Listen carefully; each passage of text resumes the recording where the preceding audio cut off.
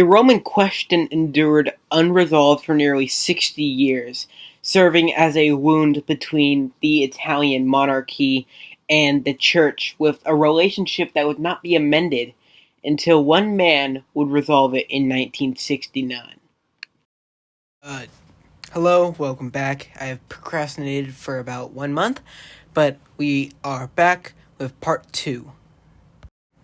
By the 1880s, Italy had spent nearly two decades consolidating a fractured peninsula into a single state. However, unification alone did not confer the status its leaders craved. Britain, France, and Germany were carving up Africa between them, and Italy, whom was younger, poorer, and diplomatically weaker than its rivals in Europe, were diplomatically determined to not be left out of what contemporaries openly called the scramble for Africa. The Berlin Conference of 1884 to 1885, convened by Otto von Bismarck, formalized the rules by which European powers would divide the African continent among themselves, without any African representation at the table. Italy attended as a junior partner, and what it walked away with reflected that status, with Eritrea along the Red Sea coast and portions of Somalia. However, Britain and France claimed resource-rich colonies such as Egypt, South Africa, West Africa, and Equatorial Africa, whilst Italy didn't even get Somaliland or Libya. These modest holdings did not suit Italian ambitions, as Rome set its sights on Ethiopia, which was one of the few African states to remain independent aside from Liberia. As a result, Italy began numerous fights to conquer the Ethiopian Empire. And the results of this, with major battles such as the Battle of Adwa in 1869, with Ethiopian forces under Emperor Menelik II, inflicted a decisive defeat on the invading Italian army, which was the first time an African state had decisively repelled a European colonial power in open battle. For Italy, Ottawa was national humiliation, and it left a wound on Italian national pride and colonialism, and it would resurface decades later. When Mussolini's regime returned to Ethiopia, they were determined to erase it. Diplomatically, Italy has bound itself to the Triple Alliance, alongside that of the German Empire and the Austro-Hungarian Empire, which was an arrangement that sat pretty uneasy with Italian nationalists and was really questioned upon the people, as Austria-Hungary, or just the Austro-Hungarian Empire, still held territories that Italian nationalists considered rightfully Italian: Trentino, South Tyrol, and Trieste, which a grievance known as Italian Irredenta, or unredeemed Italy, was to rise, and allying with the very power that held these lands was, which for many Italians, an uncomfortable compromise rather than a genuine partnership. And that tension came to a head in 1914, where war broke out across Europe, and Italy declined to honor its Triple Alliance obligations, arguing that the alliance was defensive in nature, and that Austria-Hungary's aggression against the Serbian state did not obligate Italian support. Instead, Italy remained neutral for nearly a year, while its government quietly negotiated with both sides to determine which alliance would offer better terms. And upon negotiations, the Triple Entente would win those negotiations under the very secretive Treaty of London, which was signed in April 1915. Britain, France, and Russia promised Italy that territories it wanted from Austria-Hungary, Trentino, South Tyrol, and Trieste, and additional territory among the Dalmatian coast, would be exchanged to Italy if they were to join the war against their former allies.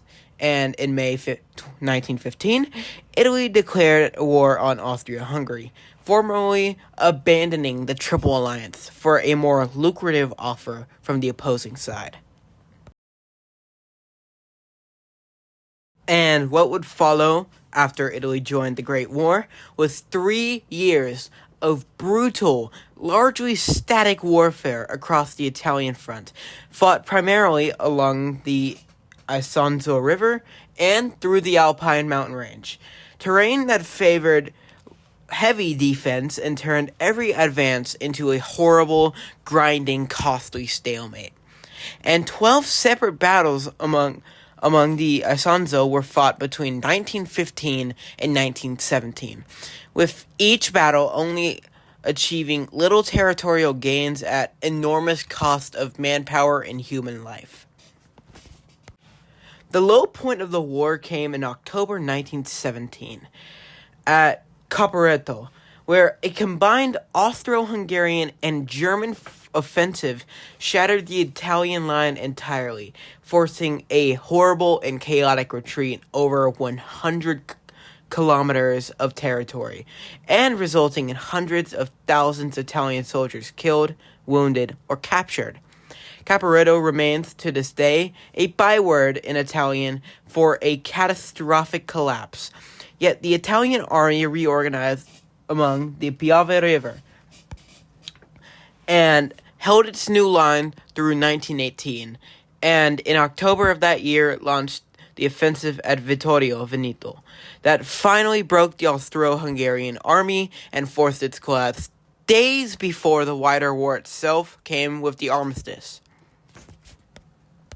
Victory came at a horrible, staggering cost.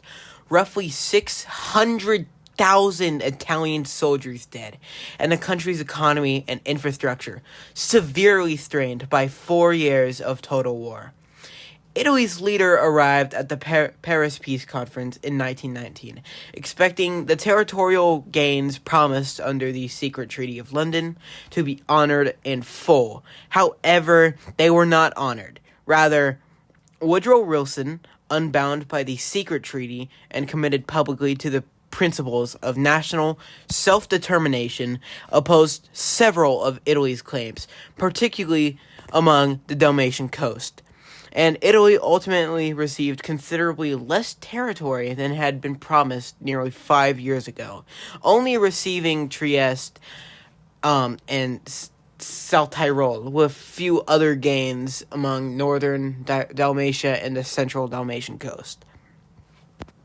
This ridiculous and humiliating gap between sacrifice and reward would produce what Italian nationalists came to call Vittoria Mutilata, the mutilated victory, a war won on the battlefield-ish, but in the eyes of many Italian citizens and many government officials, saw as a betrayal at table negotiations, with the sense of grievance, humiliation, and hatred did not dissipate among the Italian leaders and people, in which in the years that followed World War I, a politician known as Benito Mussolini, whom was a former socialist, would bring the National Fascist Party to power in the kingdom, in which fascismo would arise in Italy.